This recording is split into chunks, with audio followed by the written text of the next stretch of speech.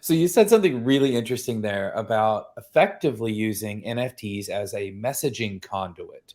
So there is an assertion, we've heard this around and around, that NFTs might be important in the world of marketing.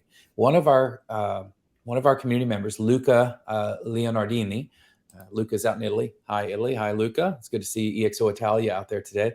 How long before NFTs will be the new brand and marketing language for every business? Oh my gosh. Well, this is yeah, I know, right? I have to tell you, like, I'll be shocked if it's not like right around the corner. I mean, we are seeing the signs everywhere. The water against the dam is buckling the dam right now, and so many factors have come together to create this perfect storm. Not just technology, but other factors such as Apple's decision, I think rightly, to change their policy on cookies. So it's much harder to surreptitiously gather data on people and use it in nefarious ways and sell it. I mean, Facebook, now Meta, lost $10 billion when Apple decided to say, hey, you know what? You got to kind of tell people about what's going on here. And Meta's like, well, we don't want to do that. Why would we want to tell people how we're going to use their data? I think Mark Zuckerberg's recent assertion that getting up in the morning feel like getting punched in the gut might have had a little bit to do with that. Mark, we love you. Yeah, we love. Yeah, it's fine. But yeah.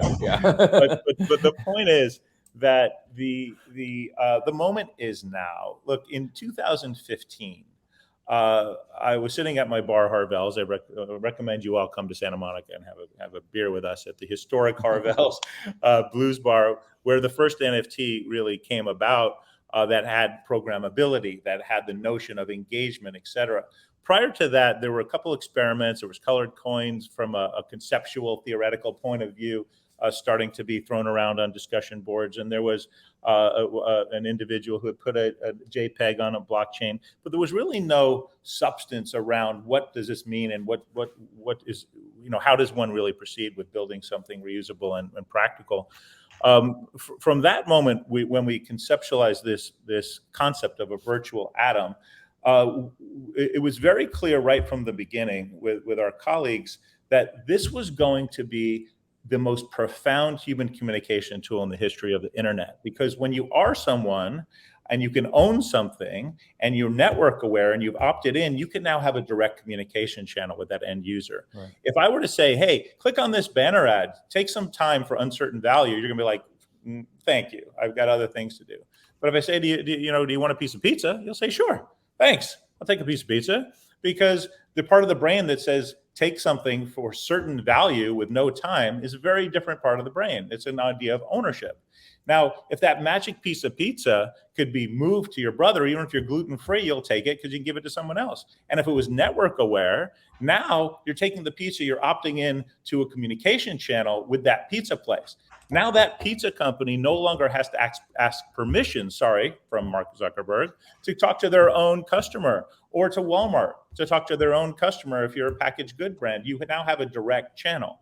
So what's happening in the advertising, marketing, and loyalty world, not later, but literally right now, I know somebody can somehow find an anecdote to counter this, but I will say in 100%, I know this is bold, but in 100% of all brands right now, they have an active strategy where they're either putting their toe in the water or they're actively whiteboarding and figuring out what their strategy is about this, about collapsing advertising, marketing, and loyalty into one thing around this notion of delivering an NFT to somebody as an instrument of engagement instead of speculation.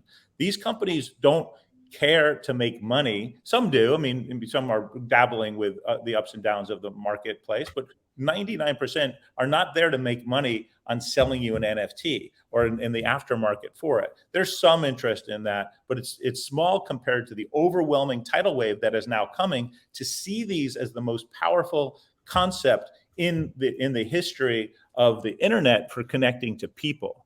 So an example would be, think about today's web wallet and why this is not prevalent and what's about to change. The minute that you say, hey, take this drink and it's an empty bottle. And if the Lakers get over 100 points, it'll fill up, give you a free one, and spit out tacos. I don't know. It's some kind of enticement that is network aware, that changes state, that is gamified, and that gives you the connection. If you want to give that to somebody, and you say, oh, by the way, plug in your MetaMask, you will lose 99% of your audience instantly. And that's because it's just too hard to use. Yeah, we have MetaMask and we like it, and we have our colleagues do, and it's fine. But it's not fine for a consumer audience. I always, one of the groups that we work closely with at iHeart, I always say, hey, look, now that we've shifted to a consumer model, the world is opened up to us. Because just recently, if you were to say, hey, we've got $1 million to anyone who can get this NFT, you'd leave with that same $1 million, after the concert, because nobody can figure it out. But now what you can say is scan this QR code, click this link, the same model that people started to use in the pandemic to get a menu, they can now use to get an NFT. And with that friction eliminated, and with the opt-in mechanics that are legal and ethical to create that channel, we're now going to find a completely new world order around this topic of loyalty, marketing, and advertising.